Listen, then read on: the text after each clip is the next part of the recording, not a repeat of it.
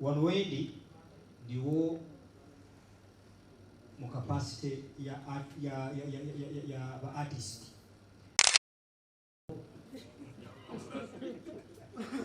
ndiseeka nenkola mulimu gwa bidongo ate nga ntutto ebbanga okola daawa mu bannange bwe tukola omulimu guno nti ffe tubalina okusomozebwa kunene nga ba artist abasiraamu mubalaba bannaffe amannya bagakweka nze Juma okuva mu kyalo ewaffe nze Juma ne Kampala nze Juma n'omulimu gwenkola bajjuma naye bannaffe olw'okuba nti nno eddiini yaffe erina okusosola mu bintu ebimu twafuna okusomozebwa kunene mu kintu ky'obusiraamu tusoma ebitabo n'eddaawa okubanga ebuna natukira abaseeka abamu nga seeka nzana tannafa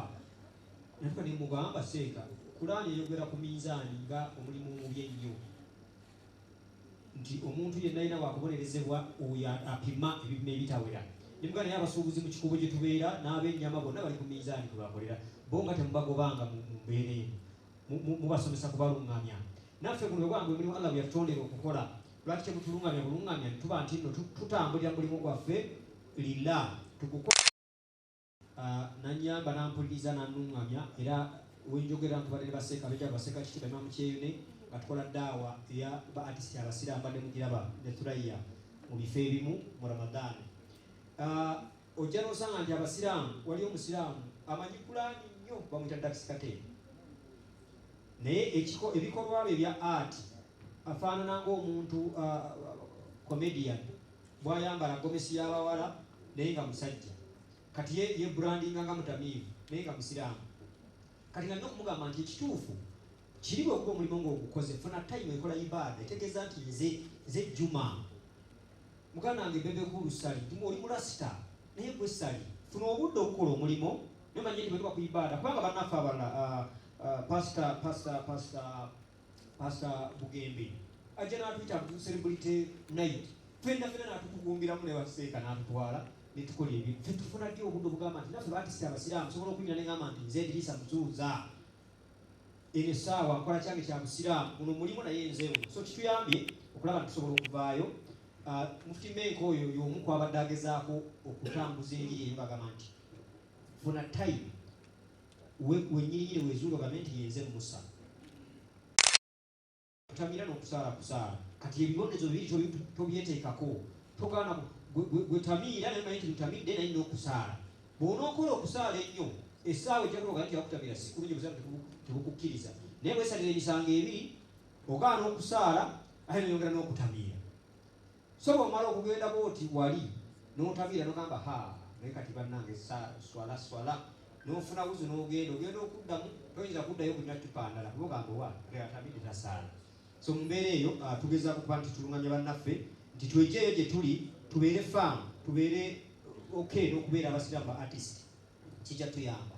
essaawa zino nsaba omuzira lugenda kuddayo wa mukulu Balamu mwana president wange nsaba okutuusa obubaka obulijjeno nga bwe mwakoze partnership ne big event omukolo guno mutuwulire enteekateeka bweri na kiki kye tuzzaako azinaabo ebale Muft Menk asuubira mu ggwanga lunaku olwokutaano ojja kubeera mu Juma era mu kusoma okw'enjawulo okugatta abakkiriza bonna nga tugenda kubeera mu kisaawe kya rugby mu Makerere wetegese tenti ennene ezisobola okutuuza abantu 5,000 tusuubira Muft Menk okubeera olunaku olw'okusiba n'abasiraamu era yajja okugabula ekyemisana ategeseewo ekyemisana ky'abasiraamu n'abakkiriza ba Katonda bonna abantu ba Allah bonna so tubayita mu bungi abakristaayo abakristu abasiraamu abadiventi ffena mujje mukwano gwaffe atugatta agenda kubeera mu Uganda ku Lwokutaano ate ajja tuwa n'ekyemisana e Makerere so abalina obuveera mujje n'obuveera wammwe n'abalina abantu abamu bamanyi ogamba twekange tekamala osobola nga tovudde wala nga taxi tekukyajinge ova mu bitundu by'ekawempe jangu ne katreku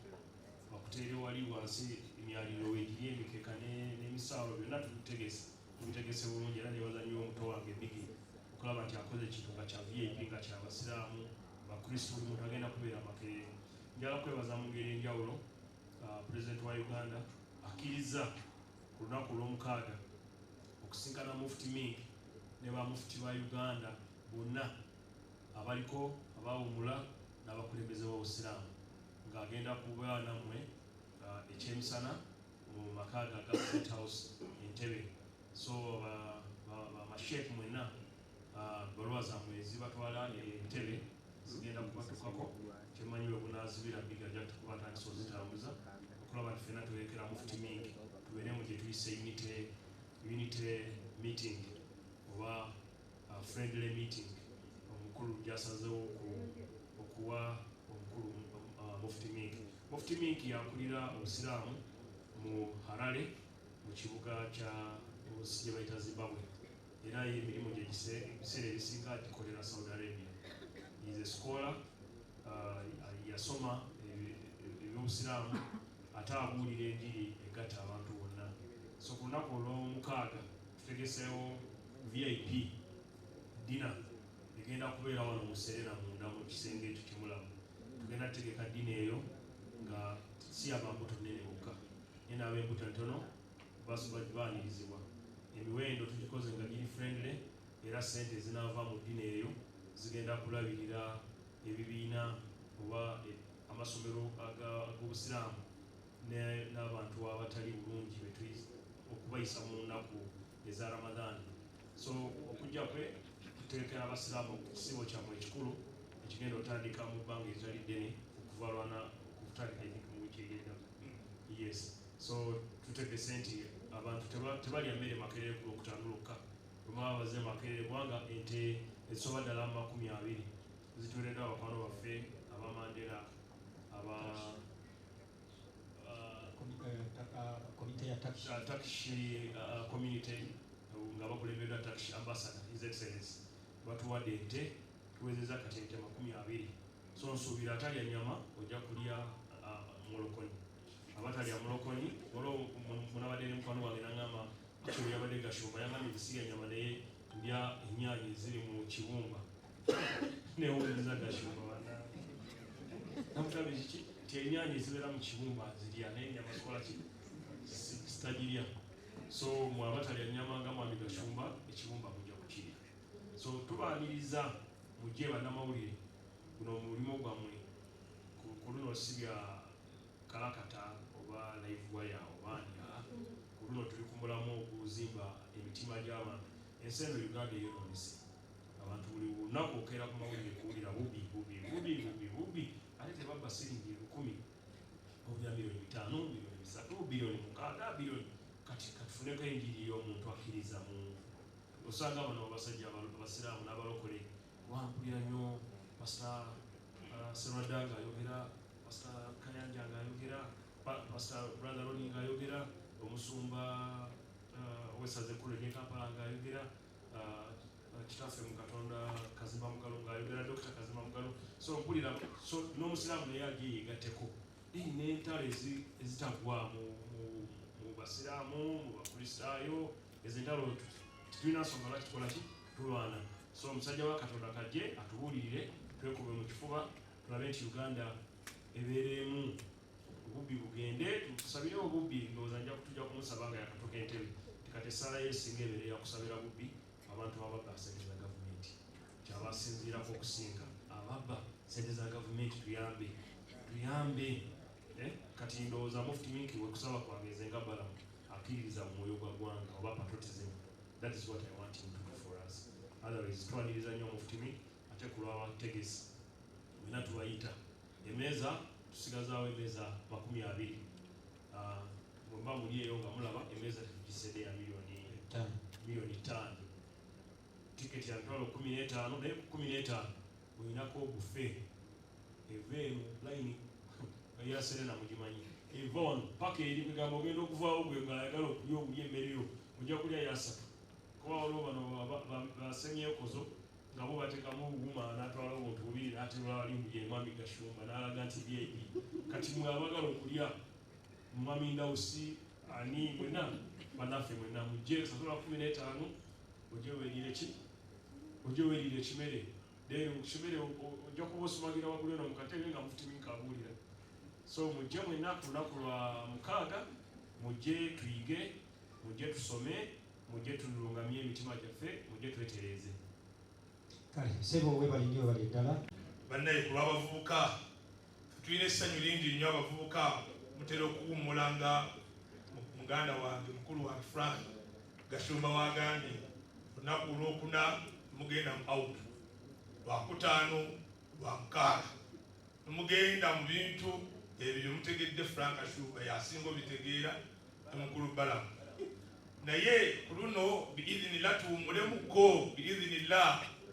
tubeere nga tubisite ebbali nga Balamu wagambye yabirese tubeere nga tusoma ebintu ebigenda tugasa wano ku nsi ne ku nkomerero.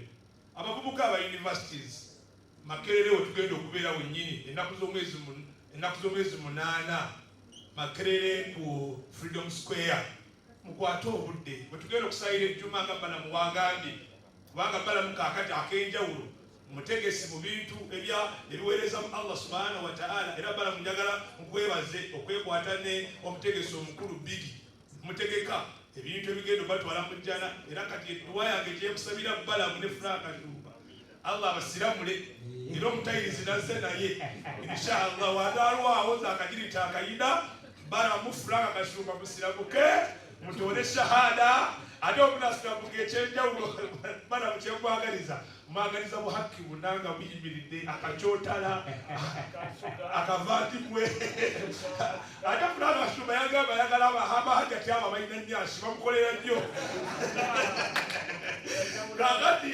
omulala tukikkirizibwa mu Busiraamu kubanga tutandikira ku 2 3 4 kati abavubuka abali eyo abatulaba n'abatuwuliriza eno chansi yaffe ng'abavubuka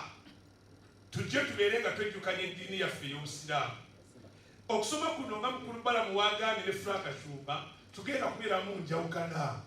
njawukana mu bibiina bye tukkiririzaamu, njawukana mu madiini,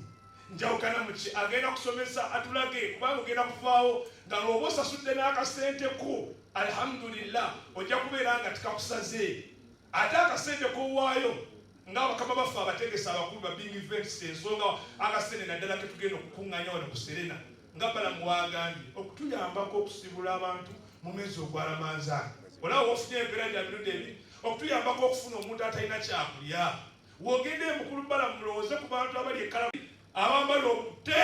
kakati tusabe nti nnombu akasente akanaavaamu tukatwalire ku bannaffe ate mu kusaddaaka kuno tukulye mu njawukana mu ddiini ya njawulo mbu Abasiraamu basaddaakira Basiraamu bokka omuntu wasaddaaka okwaba asaddaaka okusaddaaka kugasa buli muntu yenna Musiraamu n'atali Musiraamu banne mujje for me I want that man to see him and to shake hand with him that Muft Menk. Please, Muft Menk, if you are listening my English is not very okay. But Muft Menk, please, come you shake my hand. I'm going to Sheikh Zuba Dusari. Sheikh Zuba Dusari, I'm waiting you. I'm going to be happy. Yeah? Muft Menk, Mujebu Mulabi. Come one, come all. Come one, come all. Mufti Menk. Sebo webale nnyo akazindalo kankomezewo wano nga nange linda kuseka kanze mwembala kati nga mwembala mubajja okulalify ebisembayo tuwe omukulu akote ku Supreme Council nsaba kugamba ba artist mwenna omulundi oguwedde Mufti nga ali enambole fenna twavaayo tugenda mu ibaada tukubye ebidongo ebbanga ddene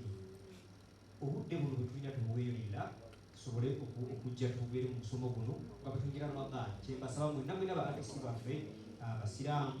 n'abatali wano watugatta nnyo ffenna mwembala mubadde nekugamba then mumaliza asaba omukulu akote ku Supreme Council agayo ensonga eyo. In a special way, I would like to invite Imam Kasozi Fangoni Seka. Era kadinze Fangoni Seka Zubadu owali erisikini omubali. Ali erisikini oyo nawulirako munna inaka akakyala sikasiramu. Neno za sawa yonna ali erisikini sawa yonna shahada sawa yonna kuyigira dini ya Busiraamu kubanga dini ya Busiraamu ali erisikini gola motya mu abandaba ali erisikini nga twegaseeko nga alhaji sahaba aliyeni sikini oba Ibrahim aliyeni sikini era tumwaniriza nnyo mu ddiini y'Obusiraamu. Aseka obadde oyina ensonga